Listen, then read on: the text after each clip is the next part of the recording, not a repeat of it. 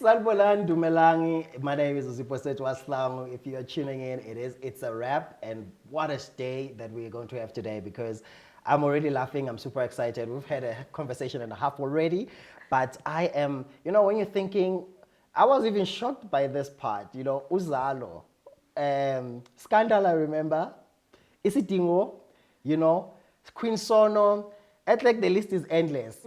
And when those names come into your mind, this face is not going to be a stranger to you if you've watched any of those shows and others that we're going to be unpacking today. It's a wrap. Normally on set, when they say it's a wrap, it means it's the end of the story. But we'll revisit that character, we'll revisit those stories.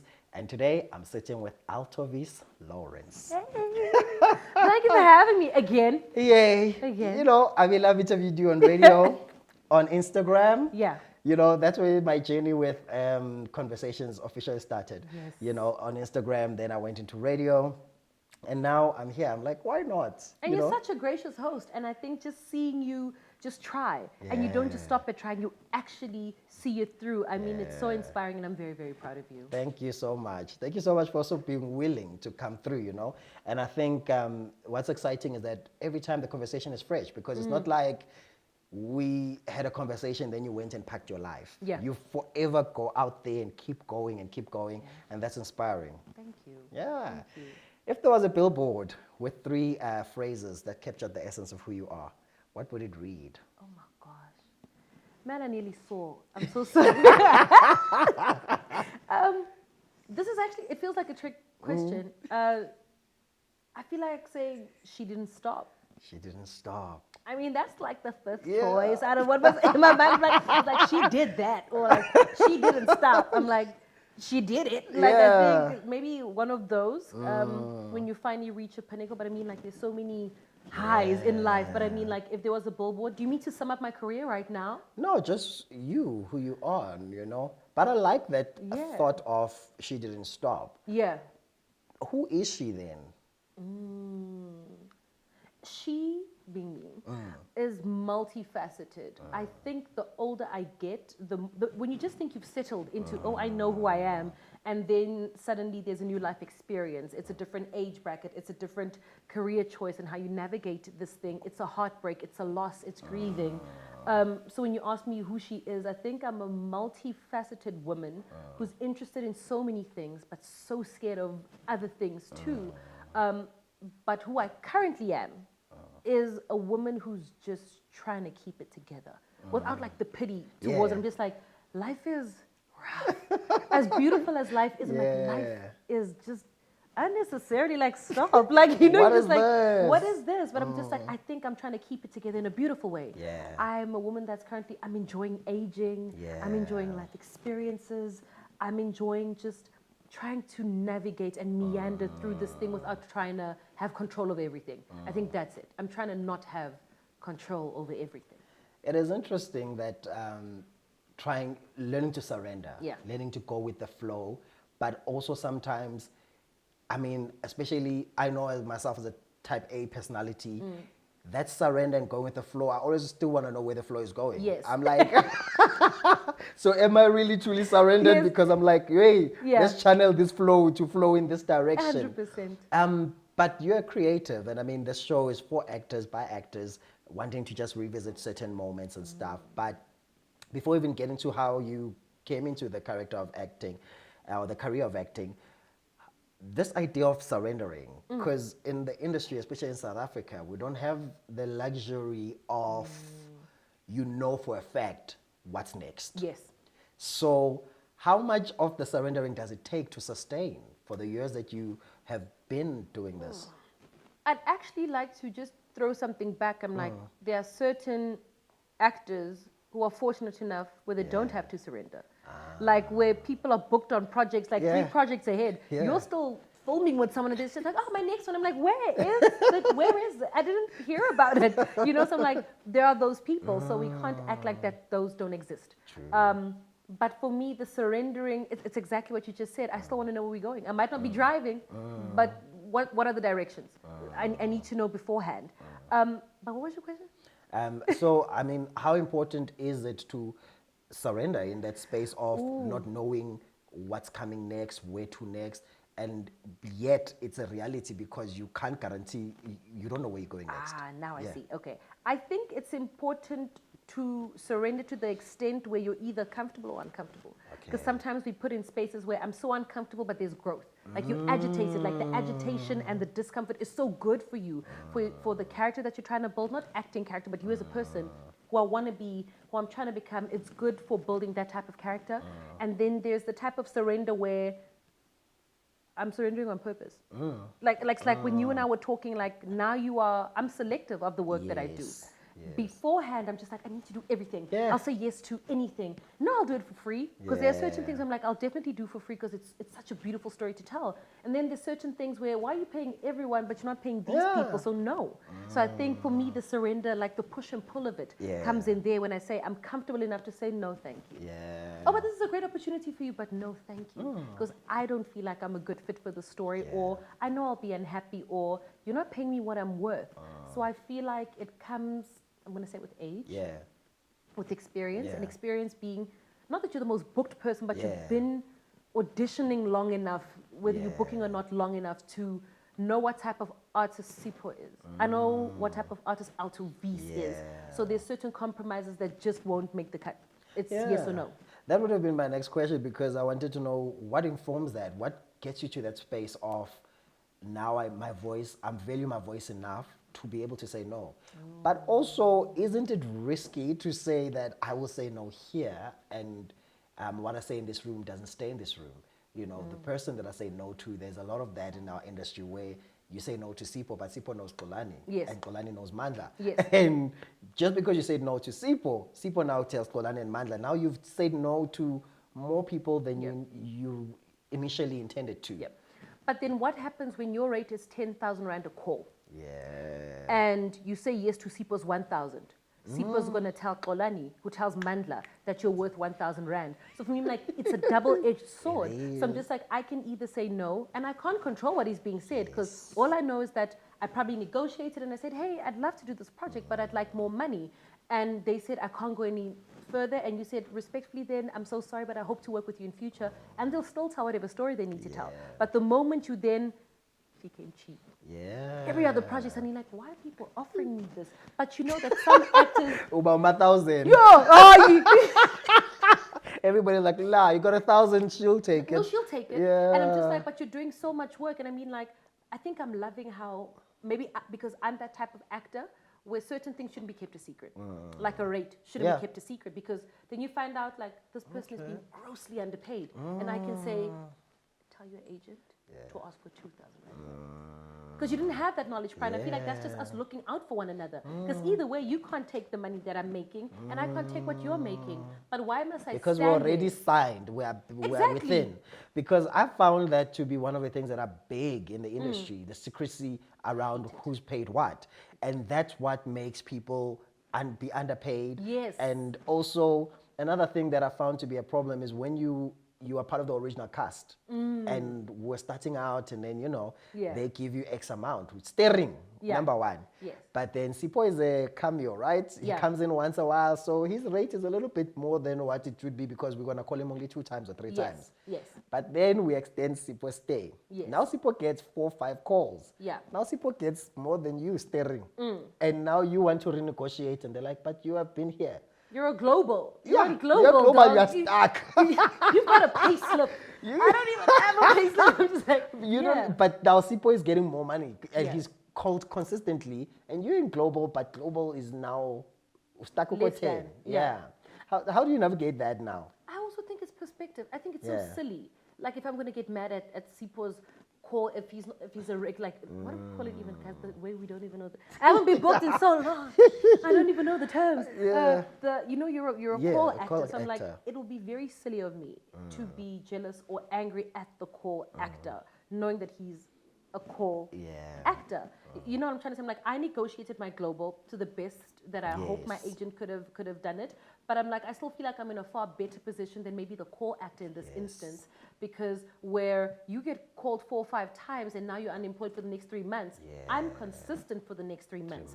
But I also feel like there's obviously the margin, because if my global then is maybe 2,000 Rand a day and you getting paid 4,000 Rand a day, I just feel like for the next season, you negotiate up. Yeah. But what are the benefits? Because now you can get the global actors being paid their global fee, but they're also being fetched. And they also have like their prepared meals and certain things and perks that you don't have. So I'm like, sometimes just weigh it out, man. But also, I feel like it comes back to the conversation of how certain people value certain things, like how money is more important than anything else. Yeah. But for me, my comfort on set is important. Money is cute. I need it. But how comfortable I am on set is more important. So I'm just like, what do people value in that instance? I want to come back to this conversation of the global contract and the comforts, but how does Alto enter into the acting space? Because I do know that when you went into school and started studying, drama was not necessarily your first choice. 100%. Drama wasn't my first choice, and I think it was a conversation that my parents had with me where, okay, we understand your passion, we respect it, we'd love for you to follow it, but I'd also like for you to have food on the table as my daughter. If things don't work out, I want you to be able to fall back on something. And as much as you understand it, then I felt like I must rebel against it because no, talent is enough, passion is enough, and it has to work. It must work because surely if you put in the work, there's a result. Yeah. And then once you're in it, you're just like, you could work your face off. Yeah. And you might not get that. Yeah. You could put in more hours. You can sweat harder. You can run faster. You can run further. And you come get that that's not the criteria they want on that day for a particular character or a particular show that they're casting. But that doesn't make you a failure. Yeah. You know, but Yeah. in the beginning, I'm just like, it's me. It's a me thing. Get stronger, get faster, go harder. But I think where I am now, it's like I can walk out of an audition room and all I need to know is that I did my best. If I enjoyed my audition, I feel like I've won. That's half the battle won. Whether you say yes or no, that's on you. I can't control. Yeah. I can't control that situation, and I don't think I'd want to waste my time again trying to convince you that I'm the one. I think I'm just very much over that. It doesn't matter what you do. If they've made a decision, whether it be director, channel, it's bigger than me, and so you leave it at that. Knowing what you know now, would you tell that younger version of you that woke up one day and said, I guess I at sing for this thing? Ke batla yo ba actor. Would you, what would you say to her now? Firstly, I think I'd do it again. Okay. I'd do it again. I think as much as I'm not interested or Yeah. I don't think acting is cute right now, I still love it. I still love Yeah. it. Does it love me back? Different conversation. I'd say don't be gullible. Okay. I was very, very gullible. And to an extent, I'd like to think I still am, but I was also very naive. Like, you know, stars in it, you think that it's going to be like when we watch the Faye movie. Like Faye, when people are rehearsing in the hallways Yes. and, oh my Yes. passion. And, you know, and I'm like, that's what I thought it would be. And it wasn't that. Yeah. It actually wasn't that. So I'm just like, don't be naive and don't be Yeah. gullible. Talent is not enough. Yeah. It's not enough. And I don't know how I would navigate it now or pivot, but if I knew that talent wasn't enough, I think I'd do other things. And I don't know what the other thing is right now. I'm like, I'd still train as hard and go as hard, but I'd also try and be useful in other spaces. I try and expand myself and like, oh, but I actually like, I really do like writing, but I don't think I took writing class seriously enough because I want to act. You know, so I'm just like, be that malleable, be that diverse in your skill set that I might be able to act through my writing. So I think I tell my younger self that I'm like, it's not roses inside. It's such a mess. I didn't know that the industry, it's beautiful. It's but it's also chaotic. And sometimes it's so one-sided. And sometimes it's favoritism. So I'm just like, I think I would tell myself that from the jump is that once you choose this, these are all the things that you're going to have to encounter. It's that how sometimes a no can come back to bite you. How sometimes you say no to the wrong person and they're the ultimate gatekeeper and oh my goodness, you shouldn't have. But just also to grin and bear and like, stand on it. Have a backbone. You were doing engineering before, right? Yeah. What do you think did you bring from your engineering, the year of doing engineering, coming in, crossing over to come start again with dramatic arts? What part of your brain do you think you brought to the dramatic arts? Because I mean, a lot of artists, especially people who came from high school directly to the arts, you know, we just thought it was a lot of dreams. And there's also a sense when you get to the School of Arts at Wits there's no tables, there's no chairs. So it feels like a free period all day. It feels like we're here free period all You'd day. actually be surprised if you speak to the people in our year. Yeah. You'd be surprised how many, like we were matriculants and came in, how many of them took math, science, and they got A's in it. Yes. So sometimes they're like, oh no, you chose art because you couldn't know. Yeah, we could Artists have done are so other smart. careers We just then. chose it, and I'm just like the bravery of saying I could be a pilot, but nah, man, I want to lay on the floor and imagine or something. You know, I'm like, it takes bravery to make that choice. But when you ask me what I brought to the table, I feel like saying nothing. I feel like and I say nothing, but also it feels like it's something because when it comes to math, science, and maybe other fields, 1 + 1 = 2. There's a formula. The input is the output. It's standard. What I punch into that calculator, there's an answer. I can break down my answer. I can show you how I got to this particular number. But when you get to acting, what's the input and output? Does 1 + 1 always equal 2? Never. How do you Sometimes equate? it's 11. Sometimes what is a number? We are questioning everything. Exactly. So I'm just like when you work with emotions and trying to, it's like seeing someone speak like how you thought of the show and then conceptualizing it from these chairs to this background. I'm just like, that's not numeric. That's not numeric. So when it comes to trying to quantify an emotion or bringing a show to life, whether it's a theater piece or a TV piece, how do you quantify it? What is the calculation to and for that? What is it? How every night on a stage is not the same. Where this particular scene I'm supposed to cry, but I didn't cry tonight. So what then? When you forget your lines on stage, what then? You know, so for me, I'm just like, there's no number, there's no calculation to and for it. So I think that makes it tougher. And I think people, they nyats us. Yeah. They delela us. They delela the arts. And I'm just like, I wish you could try. Yeah, no, it's a lot of, there's a lot of science to it. There's a lot of magic. Acting is a science. It acting definitely is a science, yeah. So you touched a little bit on stage, and one of the things that preparing for this conversation, because even though I've spoken to you so many times, every conversation you come still preparing ka homework how. And it was interesting reading a lot of some articles on when like your career started and how.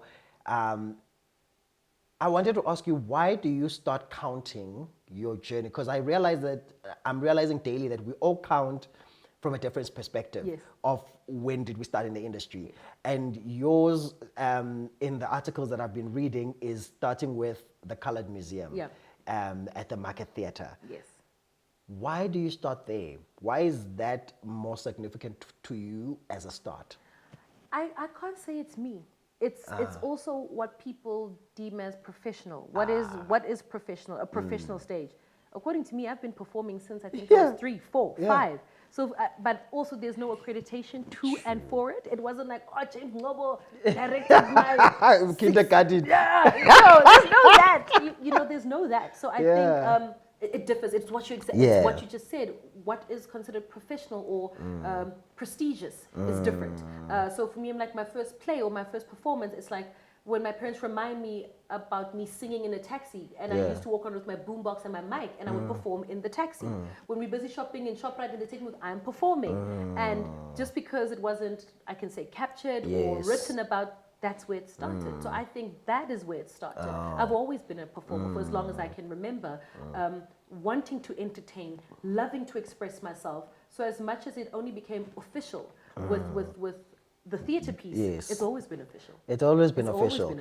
Because for me, I looked at your work. I count my professional journey from Wits because I'm like, by that time, coming there, I was in an institution that was now different. It was professional. But then I look at my high school journey, I'm like, no, people were paying tickets to come watch us do those plays. Even me. Yeah. Like, actually, yes. So I'm like, I was already there. I was professional, you know.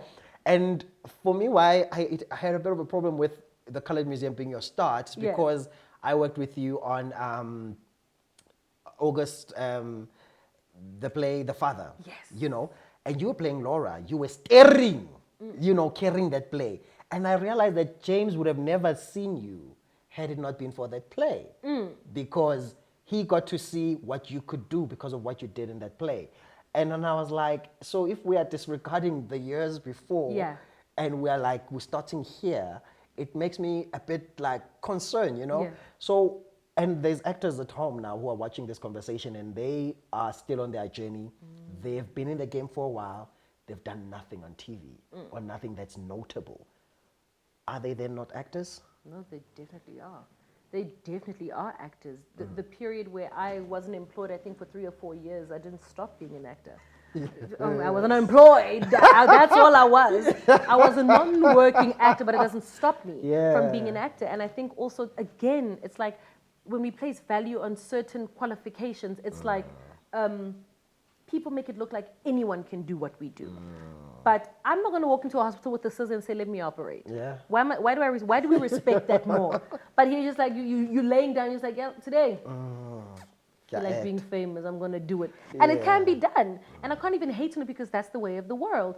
But just because you aren't on a screen or on a newspaper doesn't take away from the work and the time that you put in. You are an actor. You won't stop being an actor. If you're a trained actor, you'll always be a trained actor in this year, the next year, in 10 years' time. Because that is what you are. Yeah. And how do you sustain? I mean, you're speaking about the seasons that you were not working, 3 years. How do you sustain the muscle and the work ethic and maybe not even lose it? I think it needs the neighbor to stop locking the burglar so hard. You know what I'm saying? Number one. But I think in terms of working the muscle, there are times, and I don't know if it's just me, but I think I was talking to you prior, I'm just like, I am so uninspired right now. I don't care. I don't care to learn my accents. I don't care for going through my old scripts. I'm ridiculously uninspired where it just does not matter. And that's the funk that I'm in. And at first I was very hard on myself, but I'm just like, I need to go through this so I can recognize it if it ever comes back again. Where I don't need it to be, I don't need to feel it already, where I can recognize it from far, say, I know what this is, and this is how I avoid it or navigate it. But when it comes to those periods, it's praying, even when you can't pray. Like, I'm finding it so tough right now. I don't even know, and I'm like, it's what I told him, like, I don't want to sound like I'm nagging, but when you don't feel like it, you just don't feel like it, and I just don't feel like it right now. Also, it's like, I'm training for what? Where are the opportunities that I'm training for? Because I feel like there's nothing. There's nothing. There's a lot happening. There's a lot happening in this country in terms of our arts, whether it's film, TV, stage, so many things. But I'm just like, my emails are dry. Where's my agent hasn't emailed me in a minute. Like, what's happening? So I think that's also contributing to me just not feeling inspired because I'm just like, that muscle that is always ready. Like, you know, Denzel, is it Denzel that said, or Will that said, always stay ready so you don't have to get ready. Get ready, But as a human being, you also get tired. You get tired, and also you keep knocking and the doors are not opening. You know, one of the things that I do personally is, and that I've done a lot in different waiting seasons, was because there's a temptation to close in and to be by yourself and not to be out there. You know. So I would try to attend as many shows as I could, you know, and I would just go to, but then there was no income, so I was not able to attend mainstream. But then there was an art center close by, and they had started this theater that they were building, a TX Theater in Tembisa. And then I would go watch their shows. And then I would be fascinated by how these guys are actually building a whole stage to a point where when you're in that room, you forget you're even in Tembisa. And I got to see the magic of what they were doing. Then I was like, okay, I like that. And I would start finding things. When there's a concert somewhere where I could access it, I would go. I wanted to allow myself to live. And still in me living, allowing to be in creative spaces where my artist is not suffocated. You know, until I get that strength again. Because definitely we're going to go through the motions. And sometimes the weight of the gig kills us because we're waiting for that gig, and if it doesn't come, the disappointment, the grief, you feel like I'm out of here, you know? I think you've just summed up what I'm feeling, and I'm like, I don't think I was doing that. Where I've just started secluding. I've gone into a shell. I'm like, you know, you're just like, I must search within. And I've made it such a deep thing. And I'm like, as deep as it is it really that deep? What I have not been doing is going out there and maybe absorbing because I'm trying to figure it out. But I also think, loosely speaking, you're speaking from a point of privilege even. Because and not even to take it there, but I'm just like, I live in a colored area. And how we don't have access to what you have access. You're fortunate that in Tembisa they fought to build a theater. And I know sometimes it's like, you started then. But I'm like, my people don't even have access to those types of resources. It feels foreign to dream of a theater when we don't have access to the arts where you live. So the thought of even having a theater where I can even volunteer and say, let me just give free classes every day for an hour. Whoever shows up, and let's do it. And I'm like, we don't have that privilege, you know? So I'm just like, I'm so excited that that's happening in your area. It does so much for the spirit, the mind, and the body. And people, again, underestimate how much art is everything. It is. Art is life is art and everything about it. But I'm just like, I'm so excited about what you just told me, because I feel like we need that.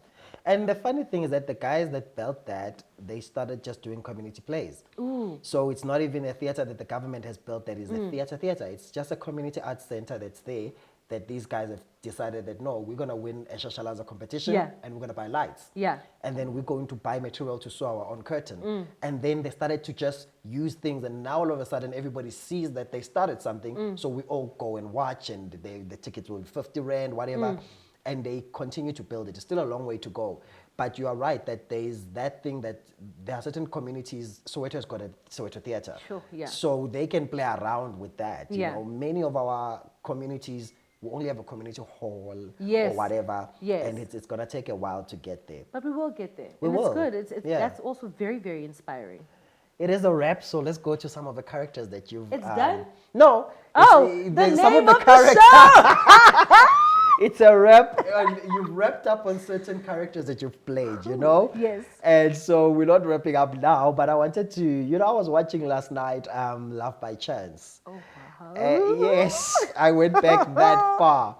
And it was, I mean, Love by Chance, it's funny because it mirrors a lot of this journey that we're speaking about. 100%. Oh, yeah. So tell us about the character Bailey. I mean, it feels like it's many moons ago, but I was shocked watching that. I was like, Aibo, this was such a prophetic journey for our lives as creatives. Yes. You know? So take me back to that character. So the premise of the entire film, me playing Bailey, I play alongside Atandwa Gani, who plays the role of Chance. And we're two South African actors in America just trying to make it work. Yeah. But we're also a couple. And then what happens when your partner books more than you? And let me think, it's like, would an actor ever date an actor? I mean, have I? Wait, before I expose myself. Probably. I have not. Yeah, really? Have I mean, I had a little thing, you know, but I'm just like, I don't think I've ever dated an actor. But, you know, I've had an experience with a director. I've had an experience also with an actor. And I'm just like, I don't think I'd like to work with someone in my industry. I would not dare it. I won't dare it. I think it's not healthy. Yeah. But I think it's worse when we're both actors or we're both directors or we both, because the opportunities will never be equal. Yes. Never ever be equal. Yeah. So I think that would just put unnecessary strain and pressure on us. But kudos to the people that can actually do it. But I mean, like, those look like the mega stars. Yeah. I'm just like, we are millionaires in our own right. Like, no one's struggling for anything right here. But I feel like when you're on the come up, we might be fueled by love and passion and we're going to make it. But in terms of it being realistic, I'm not sure. Would you? I mean, for me, I've not been with a creative. Yeah. I've always gone for somebody that's not a creative. Yes. Purely, but also now it's a challenging part as well, because being a man who's a creative it's also challenging. How do you explain, like, no, I have to stay till midnight. Yes, I am shooting at 2 a.m. Like, and that's the luxury part. But how do you explain when you go for 3 months, 6 months, 8 months, or a year without income? Yeah. But you still have to boyfriend. Yes. You still have to do dates. Yes. You still have to do birthdays. There's still have to- expectations. yes, you know. So it becomes a lot trickier. And then also sometimes you do find a partner that doesn't, not that they don't mind, but they're like, you know what, I'm understanding your dream. yeah. But is get it really- tired too. Yeah, they get tired too. And I think it's unfair to trust them to say, for them to wait on you to get your breakthrough, you know? So for me as a male figure, it's been hard to do relationship in that regard, because I'm like, you can't stop her from wanting to go out. Her friends are doing vacations. Yes. When I vacation, Yes. now you want to say, no, let's not look at what other people are doing. No, Yes, fam. Yes. Because a human being would say, I want to also. Yeah. Because you're also looking at the friends going on vacation and saying, man, Yes. they may not doing things. Yes. So it's hard being a gent. That's why dating the industry. I think As a guy, it's safer to date in the industry as a guy because then Is she it? understands. I don't know. I think maybe the industry lady would know. Hey, we're trying to get the gig. no, definitely. But what do you do when I move to the next show where I'm someone Yeah. else's love interest and now there's a scene? Hey, What are you gonna do? it's a lot. It is a lot. But let's talk about Bailey. I mean, the character, Love by Chance for me, why I chose this, because we're not going to visit all the characters you've really done well, hey? Thank you very much. You've done very well. But I like this character specifically because she reminded me, I mean, you are the first and the only one, if I remember correctly, winner of BET's Top Actor. Actor. Was there a season 2?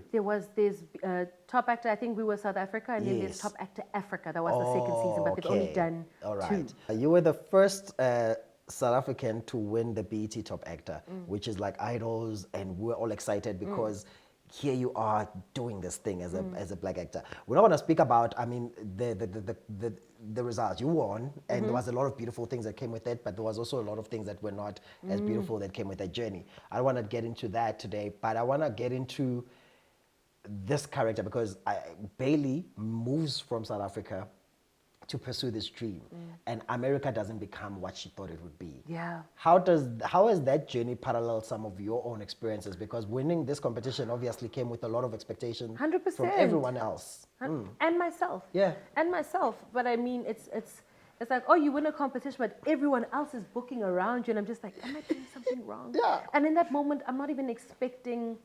I've handed you this role. I love auditioning. I really do love it. There's so much that you learn through the audition process. But when nothing came, I'm just like, is this a joke? Like, is it? Am I a joke? I'm the top actor, and that time I'm on top of nothing. I'm like, thank you so much. Or also just like, did I really win? You know, did I really win? Because I'm just like, are people seeing something that I'm not seeing? And I think the parallels between Bailey and myself, it's the wanting. I've never stopped wanting. I've not stopped pursuing. The fire, however bright or dim it is, has never gone out, even though there are times I'm just like, I can't anymore. And you want the comfort of someone just saying, that was a great audition and you got the role. So I think for me, that's the parallel right now. It's going into a particular audition, doing your damn best. Going into some auditions where you're just like, this is such a stupid audition. But I need to pay my car, or I need to do this, and you still don't book it. So it's like something has got to give, because why does it look so easy for others?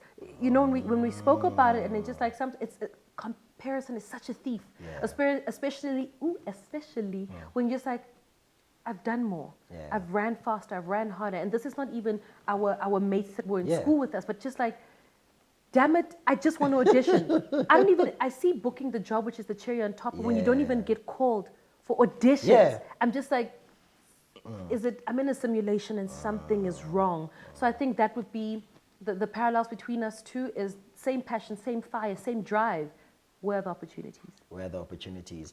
Do you find pressure in the fact that most of your beginning work when you were starting into the industry had a lot of international representation, and it was international work basically? Yeah. For us to access it, we either had to be subscribed to something, and then you were like, you started off very like Dlala ko Hollywood, almost got the door. Do you find pressure that you have to sustain that throughout? 100%, and pressure in the sense of I failed myself. Yeah. How do you start that strong? Yeah. And when you ask me now, hey, and I was like, no, it's nothing. Oh my gosh, I'm ashamed or something, you know. So for me, it's not that I can deal, but other people's disappointments. Unless you tell me you're disappointed in me, I can't do anything about it right now. Yeah. But there's a particular standard that I hold myself to, that I've always held myself to, and I've failed myself in that regard, because and that's the thing about this life thing and this industry thing is you can either then, you know, the slow trajectory or even fast trajectory, but you can map it out. But then when you start there, and it's like, there's no, where is it? It's like, I didn't even sustain it long enough for me to say, oh my goodness, something happened. It's just like, it happened and it happened. And now I'm here and I'm just like, it doesn't even make sense to me. So I can't imagine how someone else looking in and you asking me this question. I'm just like, we're seeing the same thing. What do you mean asking me this question? I'm confused too. I'm also confused. I'm asking this question because I know that it could come with that pressure. I mean, I had The Lion King, and then I came back to South Africa, and a lot of people were like, why are you I still want to coming back? understand that too. Yeah, like, why are you coming back? But for me, I still think the best decision that I made for me was coming back. Yeah. And I'm much happier than I was even when I was doing the show. That matters. I love the show. Yeah. But I felt like, I mean, in the show, I was working with colleagues that had been there for 10, 15 years. And I look today, they've clocked 20 years, 25 years, some, because it's now been like over, almost approaching a decade. And I'm like, but that's all they've done. By choice?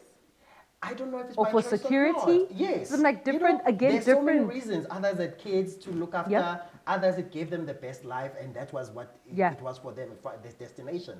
But I look at me and I was like, I was young, and also as a person, I'm a writer, I'm a radio personality. I've got so many other parts of me. You didn't even stay long. The show was not going to give me. Yeah. You know, so I was like, yeah, I was here for 2 years, and in the 2 years, it gave me enough to say it was a bucket list. I ticked my bucket list. I hear you. I ticked it. I hear and you. now I'm going to life, you know. Yeah. I needed to come back and do Alice in Wonderland and do Shrek and do things that might not be perceived. In fact, as big as. Yeah, they're not as big as, because I knew I had 2,000 audience members per night. Ugh. Here, if you're going to get 200 blessed. Yep. Guys, this industry. But at the same time, I was like, I'm getting to experiment. I'm Yes. getting to be in different production and in different things. So for me, it was not a loss, and it doesn't look like a loss. It doesn't feel like a loss. But I do know that from the outside, it's perceived as 100%. he failed. He went abroad and he failed. Yeah, and he now came you're back. Yeah, he's back here. Yeah. And yet I look at my journey since I've been back. I'm like, damn, if you call this failure, then I'll fail again and again and again, you know? So I wanted to know from you as well, how did you deal with that? Because I do know that it comes with that pressure of now, and Hollywood can still happen tomorrow. No, 100%.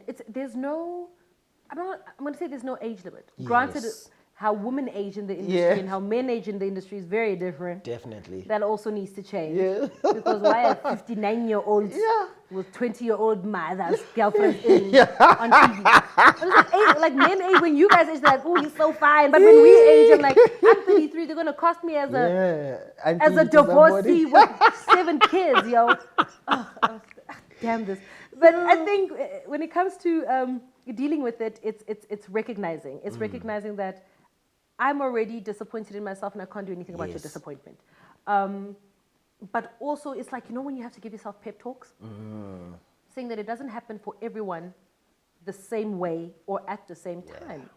Because when I look at different people's trajectories and how some of us, like I got out the gate first, but now I'm behind.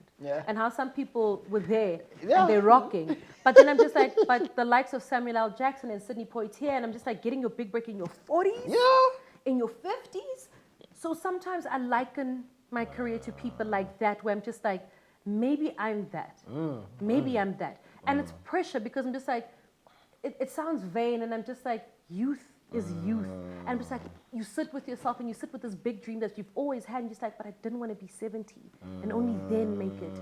I still want to be young and appealing and maybe pose in a bikini, and I still want all of that, and that's vanity. And I think like it's good that I recognize it, and not vain where it hurts other people, but just like you want what you want, and you're a person, your flesh. But, and in the same breath, if it comes at 40, maybe it's a good thing. Because God knows what would have happened to me if I did pop off at 20 or 21. True. I might have been burnt out right now. I might have been dead by now. I don't know what could have happened. So I also choose to see it as a protective or protection mechanism from God to say, you want what you want, and I might still give it to you.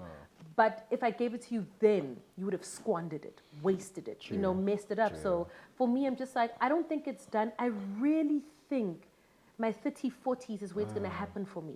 How it happens, I don't know. I can only pray that it's to the best of my ability, but I'm like, something is just saying, just wait. And I also think that sometimes people, like, I remember I was frustrated. I was working as a casting at a casting company, and we're casting for international movies. And I would see all these actors, coming in. And you also came to audition at some point there where I used to work.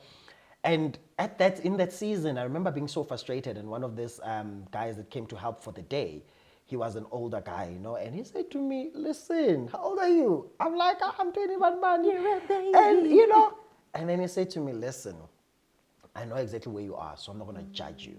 But what I will tell you is that I'm booking most of my gigs now. The younger version of me didn't have a room in the space. Yes, yes. But he needed to walk the journey so that the older version of me could own the space." And he says, "Now I'm booked and busy. I'm busy all the time. I'm on something." And literally after that, I saw him in every show. I was like, "No, Baba, no." When did he audition? You know, but what I learned is that there are certain parts of us that needs to grow. Yes. And in them growing, they make sense. Because sometimes you look at work that you've done earlier and you're like, "Yes, it was great," but you're like, "I was not truthful in that moment." Yeah, I can say Because that. my insecurities were popping. Yes. They were having a party. Still. You know. And even still, but then it's Yes. like, that was bad. That performance was so whack. Yeah, Like, yeah. but I was there. But I was there, you know. Yeah. And I think the thing about growth for me has come with, even though the insecurity is always going to fight them in a way, but now you know what you know for sure. You And know are better, so you secure. can do Yes. better. And you know even how to handle them. Yeah. So they don't overwhelm you to moments where they even jeopardize you being Yes. real to this moment, you know. Yes. And I think that's the beauty of growth. Now I'm like, okay, the next moment that comes that is big enough, I'll be better Yes. for it, because I won't be there busy trying to fix things that doesn't need fixing. Yeah. I'll be like, "You know what, this is who's coming in, Yes. and let's do what we're doing." You control the controllables. Yeah, yeah. You played the character of Kia on the other side. I nearly said, who that? Yeah. You said it like a black person. That's your problem. Kia. Kia. Kaya. It's Kaya. Kaya. All right. Not You play Kaya. Kaya. Kaya. Kaya. I like that in your characters, because I don't see much of that in your new work and your later work, because she was somebody different, you know. Also, how challenging was it to play somebody who's same-sex loving when you in your own life, it's not your reality? Ooh, I found it easy. Yeah. And I think I find most characters easy to portray if my co-actor Yeah. is also easy. Yeah. And when I say easy, I don't mean, oh, we do this every day. We just out here licking faces. But if the person is also open to like, hey, these are my boundaries, because I think Yeah. before I did that, I spoke to my colleague. I said, "What are you comfortable with?" Because I'm not trying to kiss you, stick my tongue in your mouth, rub you all over, make you uncomfortable. What are you comfortable with? So if it's just a matter of like, you know, like how we kiss, and like I'll keep my hands on your hips. So I'm just like having that particular conversation, and also the person that you're acting with saying, let's go for it. Let's try and make it as authentic as possible. But we know this is currently a science. We put this together. We Yeah. stitched it together. It's knowing that when I squeeze you on the shoulder, we turn. Sometimes Yes. it's a dance. It's a dance. And I think when you have a willing partner Yeah. that's willing to dance with you, a lot of magic can happen. Did you have to speak to people in your life about that particular character? I had to tell my homies, okay. But I think, you know, telling, because I'm like, sometimes when I feel like there's tricky scenes, I'll always tell my Yes. family, my parents and my brother, like my immediate family, like, this is coming up. This is what I'm auditioning for. You're about to see ass. Yes. Okay? So, or you just like, I'm not going to tell you, like, don't watch. Yeah. Because I can't imagine how uncomfortable you're going to Yeah. be. But I feel like for their sake and sanity, transparency is best. But I don't think I've ever had a role also I'm just like, I'm like this. You know, and I'm like, I've said no to roles like that. I've been offered roles like that. I'm like, that hasn't come where I feel like it would need a different talk. Yeah. Where I'm like, maybe just don't watch it at all Yeah. for me. Yeah. But it was okay. I told them, yo, this is the situation. This is what's happening right now. You're going to watch it. I mean, it's going to be on the big screen. You're going to watch it. Turn away if you need to turn away. None of my business. Can't control that. But out of respect and keeping the lines of communication open when it comes to my work, I told them. And I mean, the character for me was, I'd seen the character because I've seen you on stage before, you know. I've seen you play a male figures and, you know, but it was beautiful to see it on screen and also to see you then play. I am always saying, I know an actor is good, not by the extreme choices they make. You know, sometimes because we think, okay, I've played the woman, now I'm going to play the man, you know. But, and as big a challenge, and people applaud that, you know, like, yo, excuse me. People are like, yeah, you've played, you know, a gent, you know, it's great. But for me, I'm like, can you give me variations of ladies? And each of them feel different. And then I'm like, now we're talking, because doing black or white, Yeah. I mean, you just need to do the opposite of what you did the other's hand, you know. But when you can find points of grace, that is very fascinating. So with this character of Kai or Kia, did you? How do you? Let's speak to actors out there who are given that kind of role, but they're not practicing that kind of lifestyle. Because sometimes I find one is tempted to judge the character that they're given, and as a result, it makes it hard for them to really explore and tell that story or be truthful. How would you usher somebody who says, it's challenging for me, but I want to tell the story? I would say look at what informs or makes the character, what adds to this character. So I know the character on paper. Yeah. I don't know what wardrobe has in store for me. Yeah. I don't know what my hair is going to look like. I don't know what makeup is going to do. So I'm like, once we add that, you're just like, okay, now you're starting to build like a 3D human. It's not just paper anymore. Like, I'm the body that's going to be playing this. But okay, so it's not a skinny jean thing. It's I wear this. And when I wear this, what is it? Is it a swagger? Is it an insecurity? Is it? So I'm like, those are the informed things that actually add color and grading and shadows and all these different shades to a character's. Like, there are departments that help, I'm going to say with that, in a sense of how I get dressed, how my makeup is done. So I'm just like, okay, so this is what she is. And asking the wardrobe mistress, what made you, when you read her, unless they told you what made you color her like this or color the character like this. With hair, why this haircut? Why this wig? Why this color? What do you see that I don't see? And that also then informs the way that I would play it. But also play, and don't play it one way. Because when I saw her, nothing said she's butch. She's nothing said that. It's just trying different things. In the first take, like how I see her first day on set, I'm just like, I don't know what the hell I'm doing. I don't know. Because I'm not standing there saying I'm playing a lesbian. I'm playing a woman who just happens to like another women.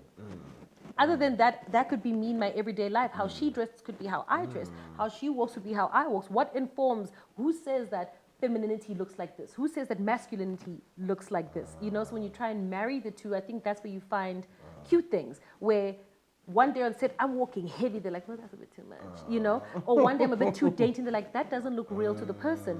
Up until you find like, okay, this is the rhythm of this character. And then you just play around in that space. Is there a character that has been uncomfortable for you to play, and how did you approach that? Jeez. It's so funny you say this. I feel like maybe Kaya. Maybe Kaya, because when something is not your lived experience, I'm just like, I don't want to make a mockery of it, because you also want to respect, like, for example, the queer community in this instance. And I mean, we see the fights happening now with, why didn't you just cast a disabled actor? Why didn't you just cast a particular actor? Why did you need to have an able-bodied person pretend to be when there's someone that can? So I would never want to disrespect it in that regard. But outside of that, I can't say there's been something difficult. And I feel like saying that because outside of that, where have you seen me play lead? Or supporting lead? I haven't. In years. In my almost 10 years in this industry, outside of those two things, I have not been a lead in anything South African. Just support. I haven't, not even supporting lead. I've just been come in and go, and I'm just like, I find it so boring. I find it so boring because also I feel like sometimes they don't write for those characters. Every time I do these short stints, I'm just like, I'm there, and I don't mind because you know that you need to support the other. I'm there too. My character is in support of you. But when they don't write for these smaller characters or smaller bits, everything just looks the same. It's like how you'll always just be the funny friend. Like, oh gosh, I'm always playing the funny friend. Or I'm always playing the loud friend. I'm just like, you're not writing for me. You're writing for me to make the complex lead look a particular way, or maybe like change their trajectory in their thought. I'm like, other than that, they're not writing. I'm not, there's no roles. I'm just like, oh, challenge. What was challenging?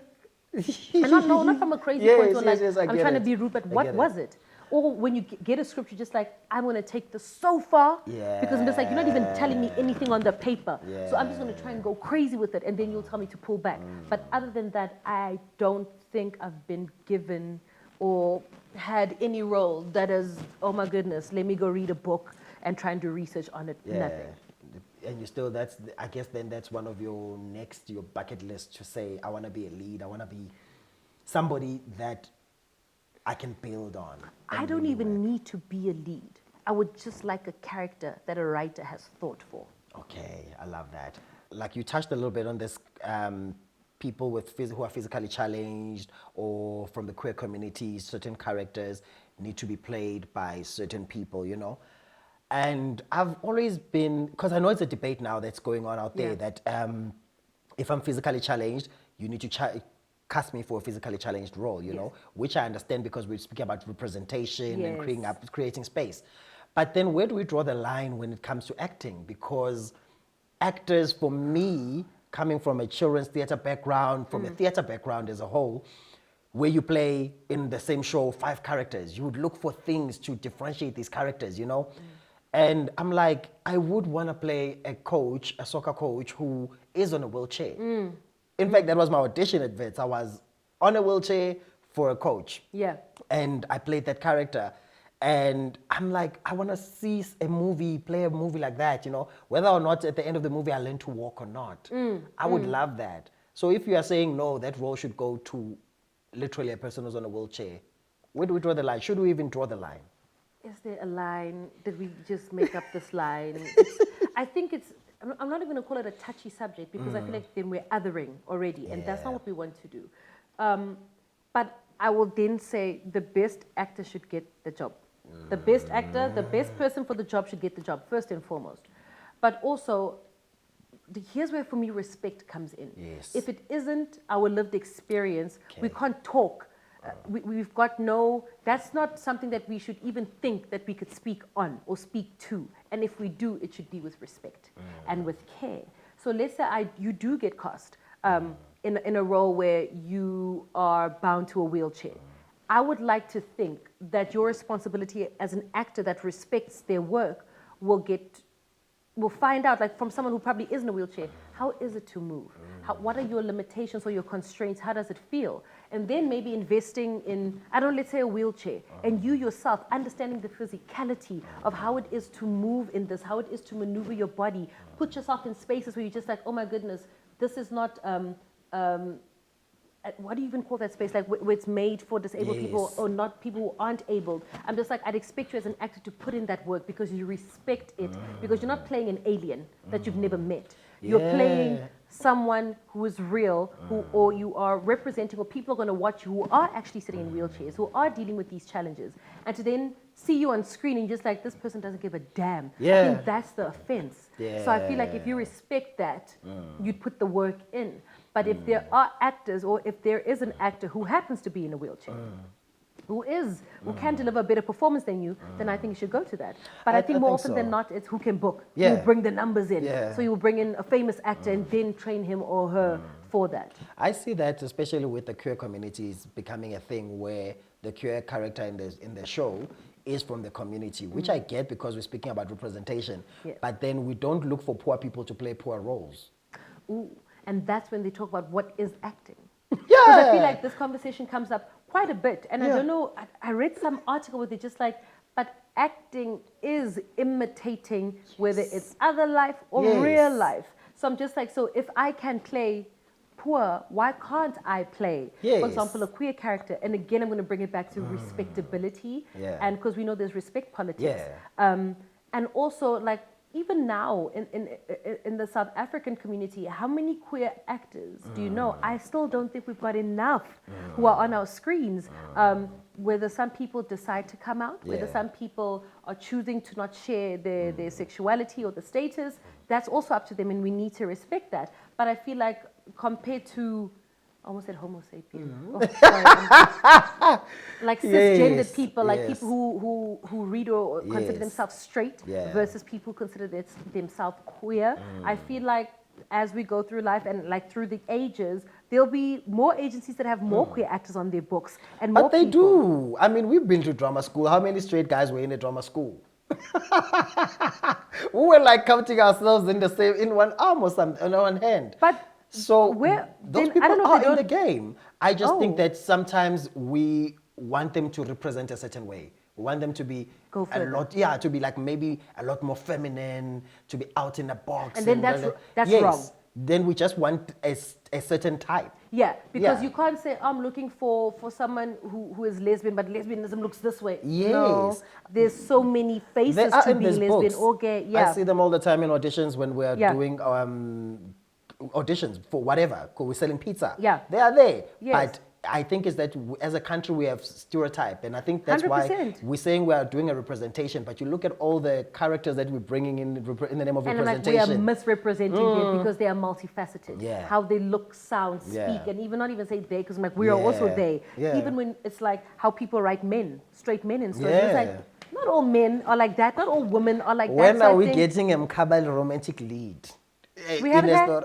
No, we've never had a gent that is like, no, you can't be the center of attraction. And that time, we do get ladies liking us and who, you know, we are loved in spaces. We are in South So I'm Africa. just like, why, when we're going to have a romantic lead, melabe uskakakak, abe nama six pack na nani, abe nale asin le akipa guyo. And I'm just like, This is actually a real thing. Actually, now that I think, I was like, yeah, I'm like, I Where know, y'all guys. at? Yeah, that time you are sitting oh with no, your you're the peers. nice guy we fall for. Yeah. It's like the man with the 36 pack Yeah. was supposed to show me flames, and you're like, oh, Yeah. my man. Yeah, and then you fall on this one, or I mean, we still have a lot of that. We find maybe you're gonna be the funny friend, Yeah. you're gonna be the doctor, Which is you're gonna be the horrible. yeah, and I'm just like, but in real life, we're falling in love, guys. We are Yes. being left, right, and center. We're still getting inboxes. So how do Ooh. we make that Oh, you on tell me screen? your inbox is busy? Ah, Shem, I'm just saying it happened.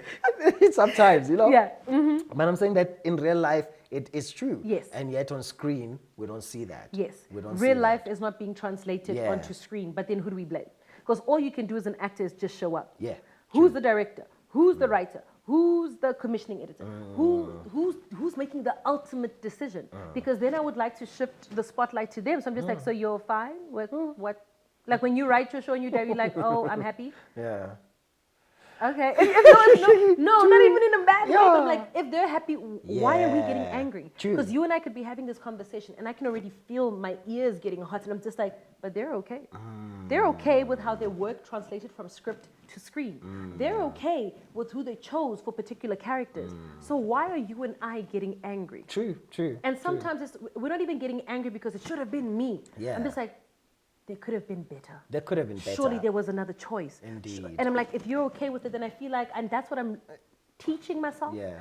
It's like, it's not, no. And also South Africa is big, and we look at if we're going to speak about representation in South Africa, most people in South Africa are not the healthiest looking people. You know, it's a select few that are gym buddies, you know, in the world. Oh, guys, who do we blame? No, so I'm saying that then let us see that on TV as well. Okay, no, I'm with Yeah, you that's now. what I'm saying. Let's see it on screen. Yeah. Let's see the lawyer that is a bit chunky. Let's see the, you know, Yes. let's see what we see when we go to Pick and Pay or, Yes. well, they're not sponsoring, but they can sponsor for future. But like, go to retail, Snack. you know, go to retail. But I'm like, also, like, professional spaces, what you would consider Yes. professional or up there, just like when you do go to the doctor or Yes. the hospital, different types of bodies, length, size, weight, Yes. breadth, everything. And I'm just like, Yes. give me that too. Yeah. But then I'd also need representation when it comes to language because I want to go there because you've been on Oh, wow. Uzalo, you've been on Isidingo, you've been on Scandal, you've been on Litapo, Ditapo. Oh yeah, because of it's with the L, but it's Sutu, Sutu, so yeah. it's the D. You've been on Ditapo, and all of those shows are quote unquote black shows. Yep. And I know that for you, that has also been a big journey in the industry where you are from the colored community, but you are black, you are colored, you are shade, a different shade of colored. Yes. And that makes people, whenever they see you, automatically, it makes them first want to say Sisigunjan. yes. And then you feel like, I can say Nyapila. After that, I'm like, baby, yes, meet me And then halfway. they- with the then they're like, English. yo, you know, these kids, you take them to, their parents didn't teach us. Yeah. She went to a suburb school. Let's talk about the representation Oh. of language, but also the complexities that you have found in the game. So for me, it's looking a particular way, sounding a particular way, being able to speak a particular way. And I think still today when I speak to my mother about it, that's one of her biggest regrets. Yeah. My mother's first language is Sesotho. Grew up in Cape Town, raised in Lesotho, came to Joburg.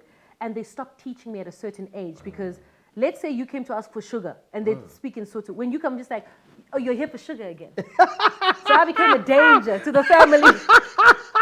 I became a danger. So they're like, Mpimpi. I'm even saying it right. They're like, Yes. no, she's going to take us out the game. Yeah. So they stopped teaching me. And like when I speak to my mother now, she's like, that's one of my biggest regrets because you were just a child, being a child, but we stopped speaking Sotho around you, stopped speaking Sotho to you.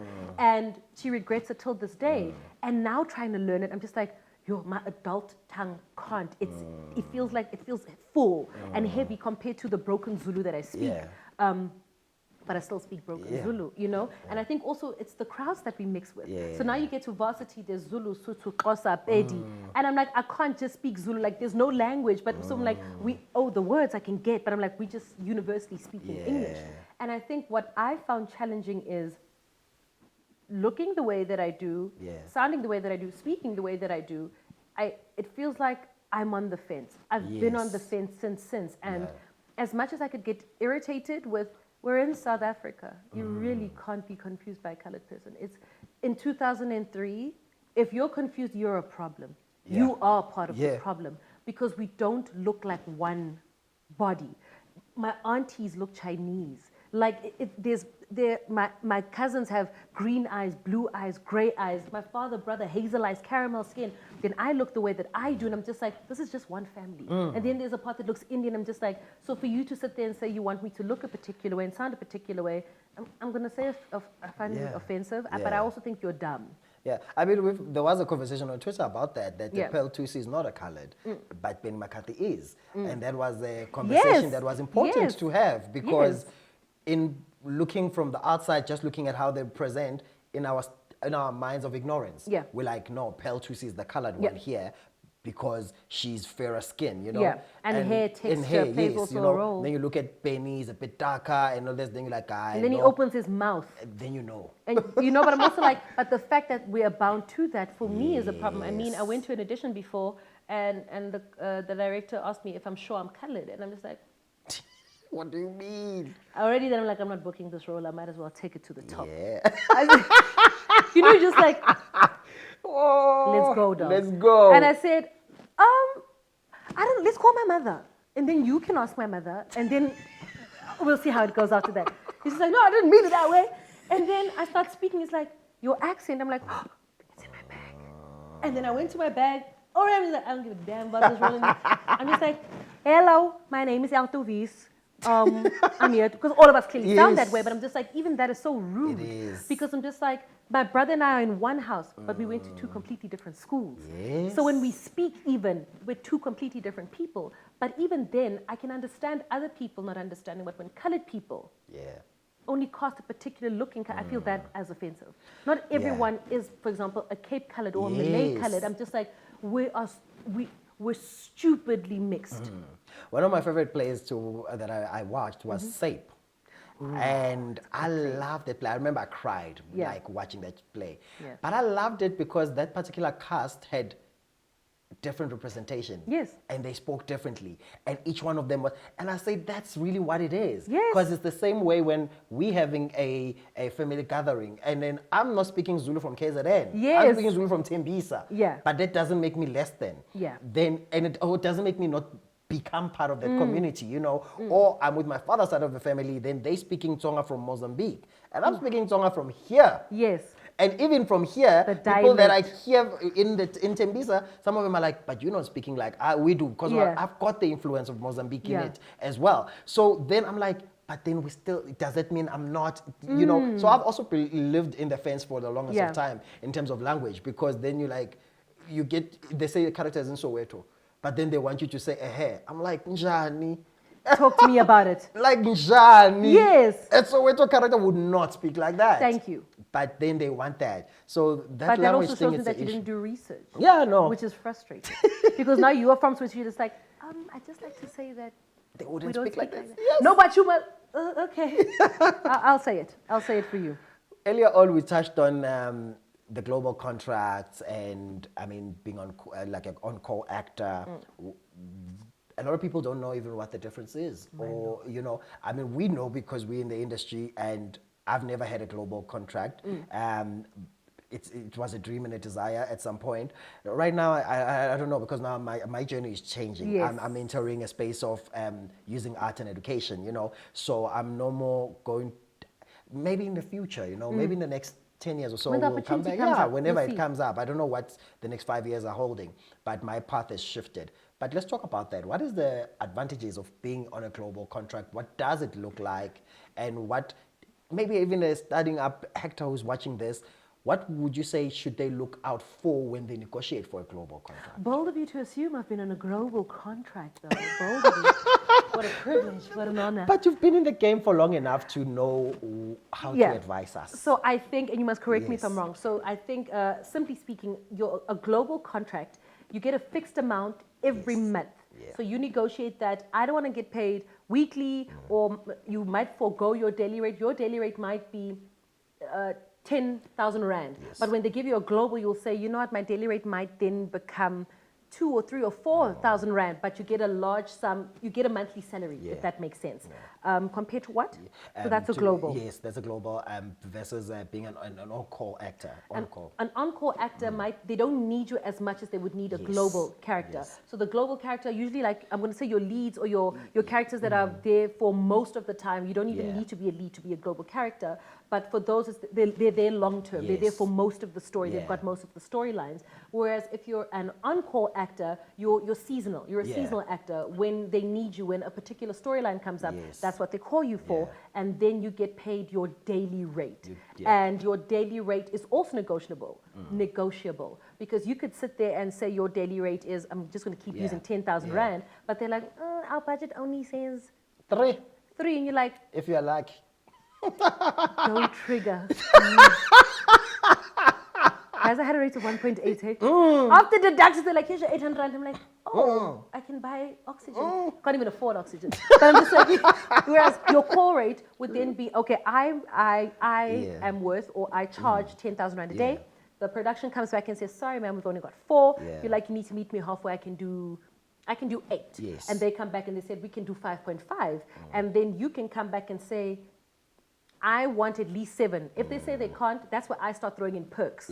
Where I'm just like, okay, I am willing to accept your 5.5, but I want you to fetch me and drop me off. I want my own change room where I can sit in. In my change room, I'd at least like fruits and water and a blanket. So for me, like, that's when the negotiating starts coming in. Because I find like I charge, where I am right now, I charge higher for once or for, or like just come twice. I'm not going to take 2,000 rand if I'm going to be there once. Rather I don't do it. It's okay to give it to someone else. I'm okay with saying no, because I feel like even this thing of any money is better than no money. No, the effort, people don't understand the time that we spend on set. How I prepare for that one little scene to do, let's say 3 or 4 takes, to probably get there 8 o'clock in the morning and wait and only step on set at 3 p.m. 2,000 rand is not enough, because where money is a currency, my time is also a currency. And if we're not going to match it, then for me, it's a waste. So I'd rather say no to that money and no to that role, because it's not worth it. It's not balancing out. So I would say that when you look at being a core actor, and you have a agent that knows you, so start negotiating like that, where I might not get 10,000, I might get 5,000, 6,000, but hey, can you fetch me? Hey, I need 1, 2, 3 to make me comfortable, and this is the times that I'm available. Can you work within that? Yes, let's go. Then I'm willing to forego the 10 for the amount I'm getting, but I'm getting what I need. And also the beauty of a global contract is that whether or not you shot that day, your money stays the same. But they could overshoot. Yes, then sometimes they give you 12, 13 scenes on one day. And that's another thing for global. So you could negotiate a global rate of 30,000 rand a month, and they're saying a minimum of 22 calls. So whether you shoot 17 times out of the 22, you get your 30,000. But what if you shoot 32 times?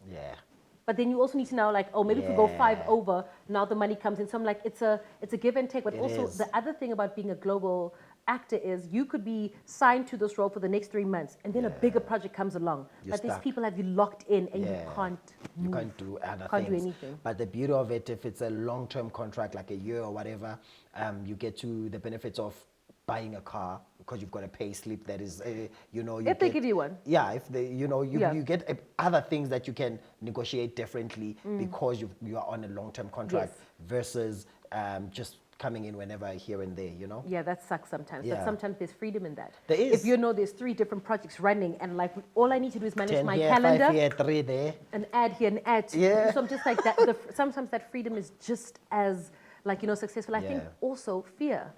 Fear holds people in so many things. You can't tell me that our actors are choosing to be on soapies for 30 years. Yeah. You, Yeah. and Yeah. okay, no. if you are, I'm not dogging them. I'm Yes. just like in my mind, I'm so scared of becoming that actor. I think that's one of my biggest fears is maybe getting onto a soap or a telenovela long term, where I get so comfortable that I'm just like, it's been 5 years, and when I go to a different production, they only know me by that character. I think that's one of my biggest fears.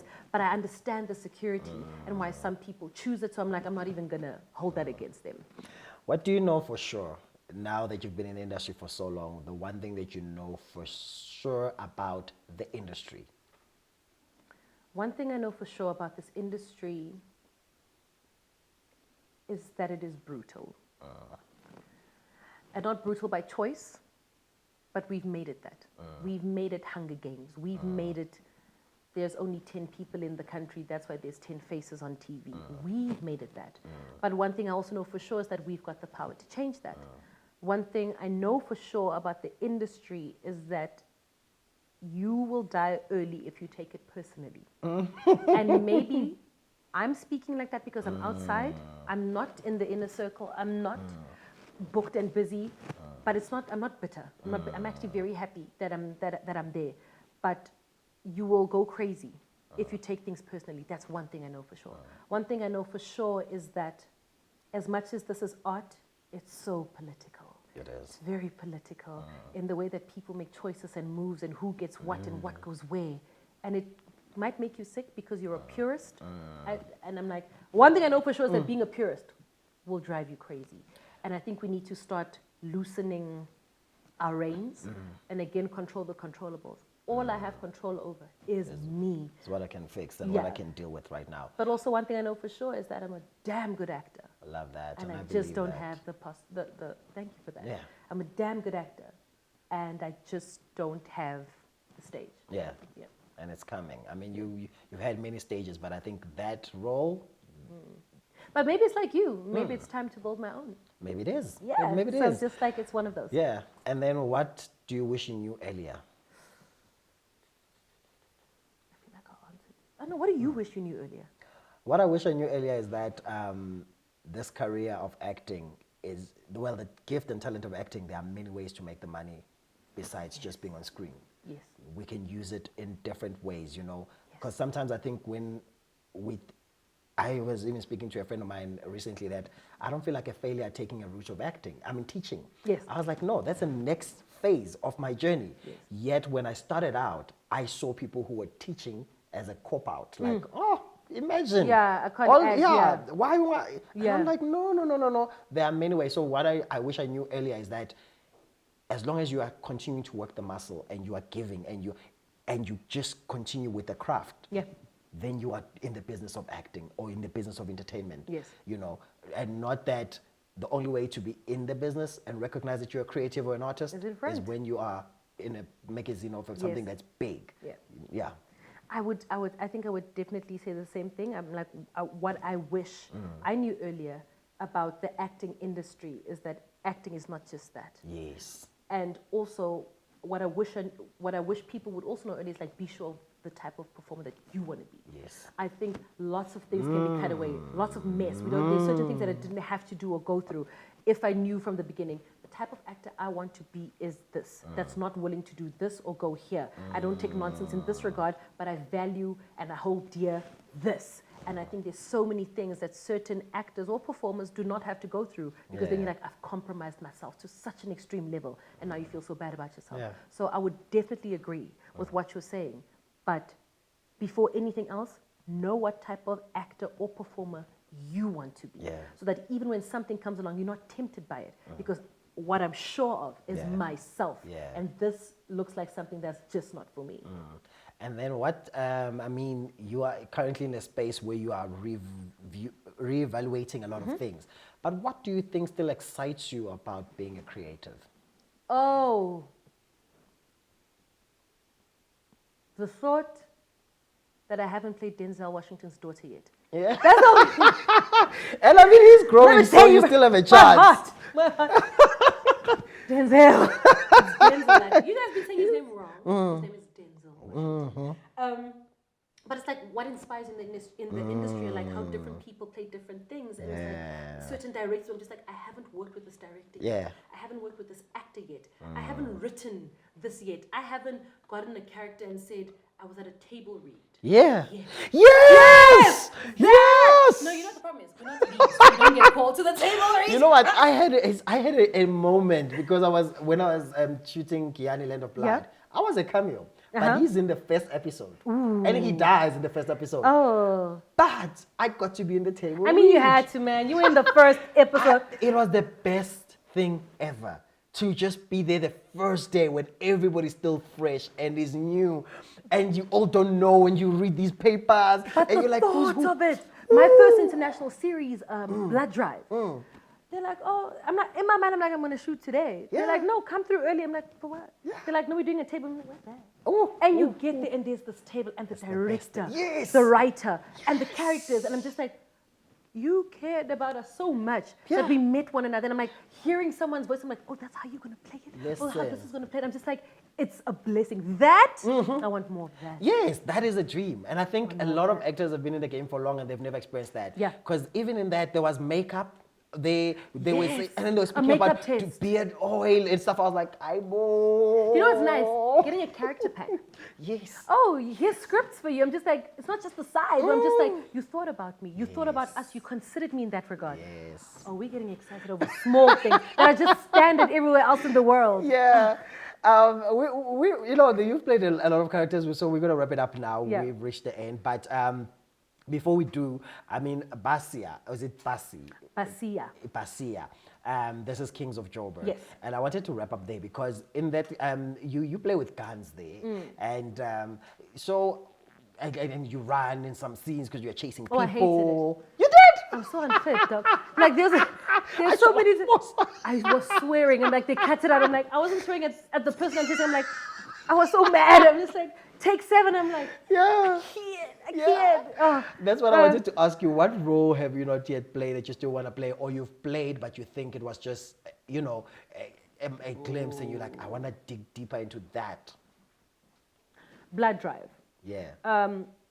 It was sci-fi. It's not of this world, so we can go as far as we can. So I think that's something I'd love to explore is there's no issue with having one eye and blood gushing here and we're killing people. And I'm just like, it doesn't sound too sexy, but I'm just like, it's not the norm. It's not this. You know what I'm trying to say? But I'd like to play compelling, normal roles.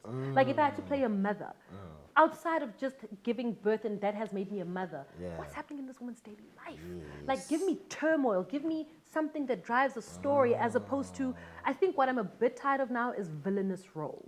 Like I'm just like, I see villainous and I see violence, but I'm just like, it's like when you go onto Twitter and they're like, give us sitcoms, give us comedy. And I'm just like, you see the breath of fresh air that we see the shows on Netflix and I'm just like, oh damn, we do need to laugh a bit, and how that is actually our daily lives. And I'm like, says top lie and everything else in between. So I'm like, I'd like to see normal things. Like comedy is our everyday. It's drama is our everyday, but it doesn't need to be written or performed the same way. But I would like to play either very, very far, like your sci-fis, horrors, give me something, or play the housewife, the lawyer, the this, the that, but there's so much happening in my life that I'm not just a one-dimensional character. And I think that was the gift when I played Gail Basia on Kings of Joburg. I'm just like, yes, I've done stunts training, yes, I've handled guns before, but my God, I've never done that much running. And in my mind, if there's another season, I'm like, there's more to her. There's so much more, because there were so many things I questioned that I probably couldn't show you on screen. Because when I read, I'm just like, oh man, this is because trauma happened. I'm like, we never explored that trauma. That's also just trauma I made up, because that's how I'm receiving her. But I mean, it was very exciting to put on a vest and run and shoot and this and that. But then I'm sitting there and just like, but what if I was the lead detective?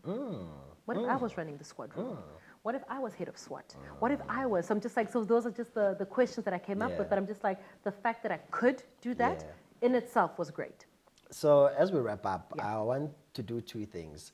Normally, I say just speak to young upcoming actors because they're out there. Some of them are still dreaming on this thing. Some of them already in school and they want to already be like leads in those roles. Just speak to them, and then maybe let's start with that, and then the second part, so that it doesn't double cross your mind. Let's start to speak with just firstly young actors out there Very watching. intense to look in the camera. No, just tell them so that they watch. Go to hey, ukhulume nathi. Vele. Sis. Yeah, sis Vele. Alto. Shailene. Yeah. Yeah, Kuluma. What I would say to younger actors is, oh, my baby, be sure. And not baby I'm not infantilizing you because I feel like I'm still a baby in this industry and I'm still growing. Be sure. Firstly, just be sure, because knowing that you want to do it and actually doing it and following through with it are two completely different things. Because at the first sign of an inconvenience, you're going to say, no, I'm done with it.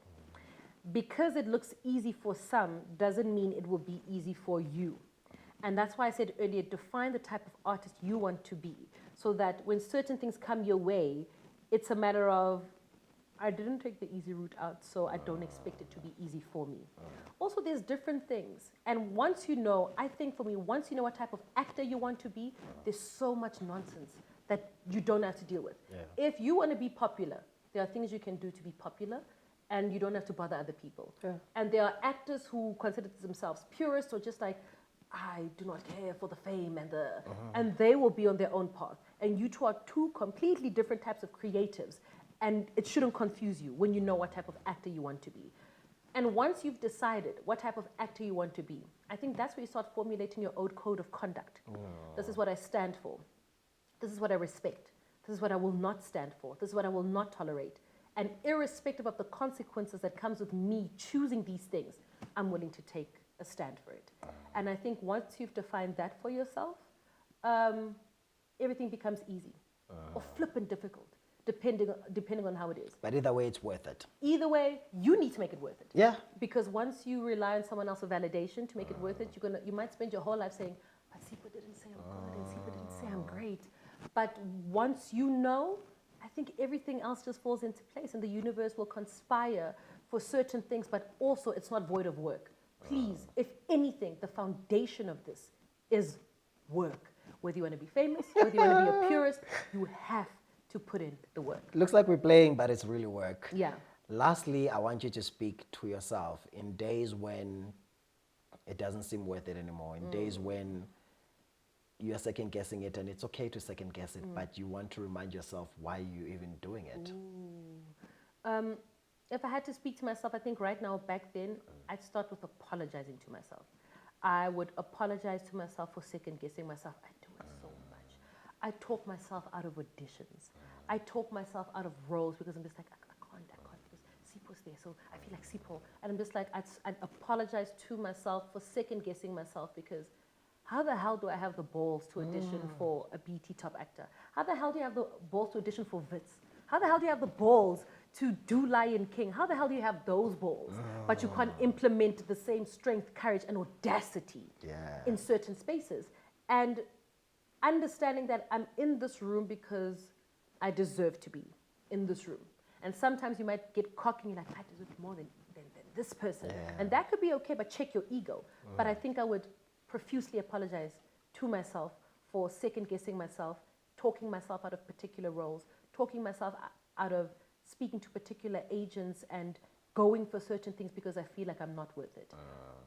But also, I would tell myself that it's okay to not feel it. Yeah. Like, I don't know how to describe, but I'm not scared that I'm in the space right now. I'm not scared that I don't like acting right now. I'm not scared that I'm feeling uninspired, because I feel like it's part It is part of the it. journey. Yeah. It's not unfolding on a Hollywood scale or a Hollywood level. It's happening right here in Extension 47, in Gauteng, whatever it is. You know what I'm trying to say? So I'm like, it's not that glamorous. Yeah.